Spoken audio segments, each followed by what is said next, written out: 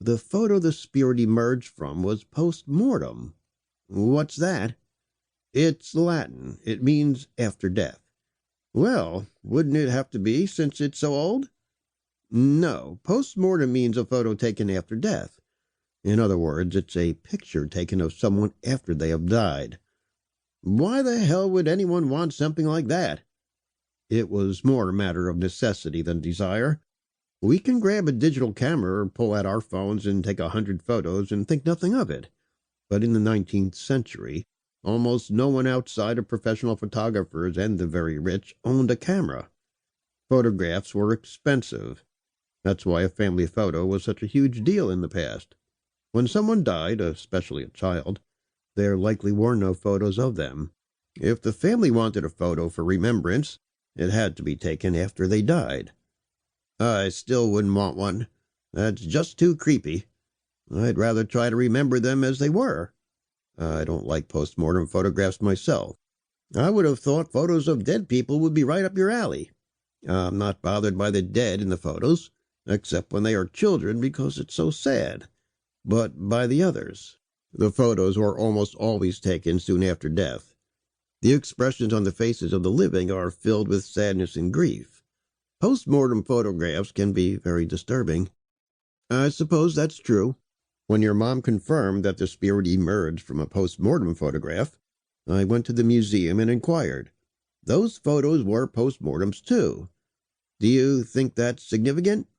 It's a pattern at least, but it also makes the situation more confusing. More confusing than ghosts coming out of photos?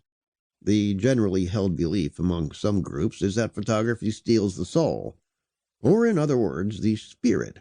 In the Victorian era, mirrors were covered during funerals because it was believed that the spirit of the dead could become trapped in a mirror. That's crazy.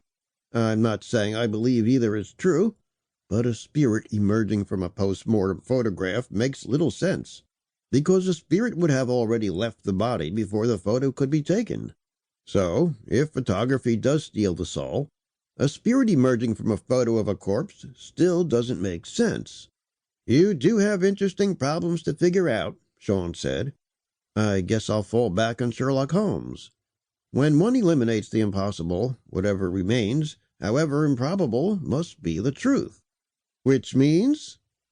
In this case, it means that although I find the idea of spirits rising from a photo of the dead improbable, and even illogical, that must be what is occurring. We know the spirits are coming out of the photos. All are post-mortem photographs, with the possible exception of the one involved with the Grass Creek murder, but I'm willing to bet that was post-mortem too. So, to prevent more murders, all you have to do is gather all the post-mortem photos in the world and surround them by a ring of salt. While that solution would work, it's impossible. There have to be thousands of them, probably tens of thousands, and it's not always possible to tell if a photo is post-mortem. I would think it would be very easy to tell. Some photographers were so adept at making the dead look lifelike that they do indeed look alive. I'm going to sleep well now. There are plenty of old photographs in Greymoor. Some of them could be of dead people. It's quite possible. Why can't you have a normal job, Marshall? Something that won't keep me up at night? You expect me to have a normal job? True, and if you weren't a supernatural investigator, who they gonna call? Yeah, like I haven't heard that recently. Come on, Dr. Venkman. Where's your sense of humor? Shut up and eat your cookie, Sean. Do you have any idea of how to stop the murders? Not a clue, but I'll keep working on it. You'll figure it out, Marshall. If you can solve a string of murders that occurred in rooms securely locked from the inside, you can do anything. Let's hope you're right. Sean and I sat, talked, and finished off the tea and cookies. Sometimes the best way to come up with a solution to a problem was not to think about it, but I feared this was not one of those times. We found something, George said, as soon as I answered the phone. What? It's a journal, written by Theodorus Blackwood. I browsed through it, and I think you'll find some of the entries from 1844 extremely interesting. I'll be right over.